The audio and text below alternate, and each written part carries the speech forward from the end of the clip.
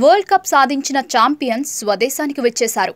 గురువారం ఉదయం న్యూఢిల్లీ చేరుకున్న టీమిండియా ఆటగాళ్లకు గ్రాండ్గా వెల్కమ్ చెప్పారు బీసీసీఐ అధికారులు, అభిమానులు. ప్రపంచ విజేతలకు స్వాగతం పలికేందుకు భారీగా ఎయిర్పోర్ట్కు చేరుకున్నారు ఫ్యాన్స్. విమానాశ్రయం నుంచి బయటకు వస్తున్న ఆటగాళ్లకు సగర్వంగా స్వాగతం పలికారు. అక్కడి నుంచి హోటల్కు చేరుకున్నారు. హోటల్ దగ్గర దిగిన ప్లేయర్లకు డప్పు చప్పుళ్లతో గ్రాండ్గా వెల్కమ్ లభించింది. ఇక ఆ డప్పుల దరువుకు మాస్ డాన్స్ చేశాడు team India star cricketer Suryakumar Yadav. ఆ వీడియో ప్రస్తుతం సోషల్ మీడియాలో వైరల్గా మారింది.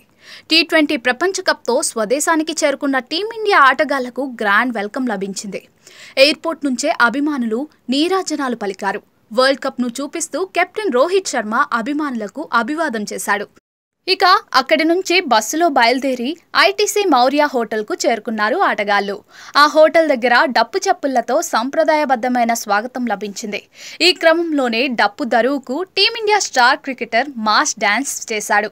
కళాకారులతో కలిసి ఆ దరువుకు అనుగుణంగా స్టెప్పులేశాడు.